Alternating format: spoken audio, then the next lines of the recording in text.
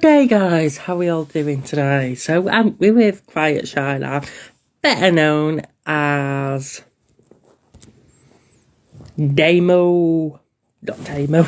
That's his while. Dan Inchley. So, way to go, guys. So, are you ready for this, lad? I've just called you Damo. I'm so sorry. Good start, isn't it? I've just called you Damo. Things called me worse before now, like short ass and get here, little one. But good morning again. Yeah, good morning. So, thank you for joining. That's not a problem. Not a problem. So, whenever you're ready. You were saying the other day you wanted to do this to say about my experiences growing up as being gay, yeah? Yeah. So let's go for it. Background is I'm basically 47, so I basically went to school during the 80s, and at that time, obviously thanks to the government at the time, Section 28 was still greatly enforced, and Yeah.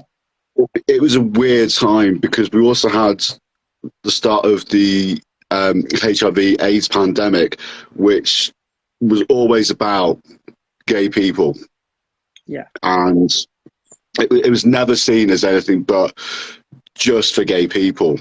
And really the first time that anything sort of occurred to me that I might even be gay is the leaflet drop went through everyone's door about the Don't Die of Ignorance campaign. And my nan, because I grew up with my grandparents, it came through the door and I handed it to my nan and she goes, well, you won't need to know about that. That's more something to do with your uncle. I was thinking, what's this about? And then, obviously, growing up in the countryside and about 10 houses and nobody else around and going to school in the local village, it was more of a case of just kind of experimenting with people around me. Yeah. And it was just like, the old doctors and nurses thing kind of thing.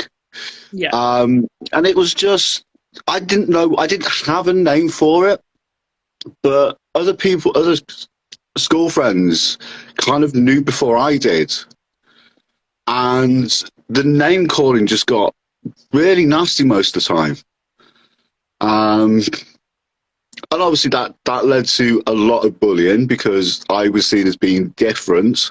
Yeah. Where in reality it's normal. There's nothing different about it. And it sort of escalated all the way through school, literally from what I remember, because we kind of talked about what we were going to do today about this, and I was thinking about it yesterday. I was thinking, yeah, this happened quite literally at play school all the way up through my school life. Yeah. And obviously, the higher the school level I went to, the worse it got. And when I came out, I remember it so well. It was April the 1st, 1991. And I remember it that well because everyone thought it was a joke. And what had happened is, at high school, I went to Sixwell, and obviously the bullying got worse and worse, like I said. And these group of lads in lower years decided to vandalise my bike, the bike sheds at school. Yeah. And and at the end of the day, walked up and saw my bike, my front wheel literally just buckled to pieces. Yeah. And they were just standing to one side, laughing their heads off. And I literally lost it. I quite literally just started to scream and shout. And it was the first time during the school years that I actually hit back. Yeah. And just like, what the hell's going on? Why are you doing this to me for? And it was horrific at the time. And the school teachers literally just came down and just separated us all from shouting at each other. Got taken to the sixth form office, head of sixth office. And she sat me down, and she was amazing. She was absolutely amazing with me. She sat me down and she said, "Look, Dan, we know something's going on, and we just want to hear from your side what is going on." And I was really, really scared of saying anything at all. Anything at all. Mm. And she put my mind at rest, and she said, "Look, we've heard the rumours. We've heard the rumours already, and we just want to hear it from you so we can help you." And I started to say, "Yes, I'm gay." And I literally just burst into tears because it was just like, it was a relief. It was an absolute relief. Yeah. And quite literally from there, she literally said, "It's going to be okay now because we can support you more. We can look out for more signs like this, and we will help you, and we'll make sure you're okay." And because my bike had been vandalised, one of the teachers decided to take me home, back to my grand's. And but when we turned up and got the bike out of the back, and she saw the state of the front wheel, she was like, "What the hell's going on?" And it was kind of roughly explained. And obviously, there was tears while I was explaining everything. And she was very old school. I mean, she was born in 1929, so you can actually see how it was a struggle even for her to take a grip on it.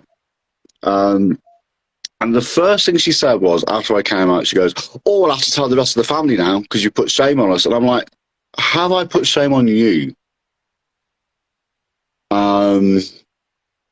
And quite literally, one of my uncles came round. The gay one? No. The thing is, none of my uncles were gay. That's the thing. It was her preconception mind because of the fact that him and his best mate used to hang around all the time. And that's what she thought. Because she couldn't define the difference between friendship and relationship and close friendships. Yeah. And I think that, like I was saying, because she was born in 1929, it all came from that, and it all stemmed from that about her own misguided thoughts, which is the only thing I can put it down to. And my uncle came round. One of my uncles came round because I had 4 uncles. The farmer one, which you call him, and we had a chat, and he mentioned this one person's name to me, who was also a friend of mine because I used to go to school with him. And he said one thing, and I literally retorted back and said these exact words, which was, "Well, you don't know hardly anything, do you, if you're that blind?"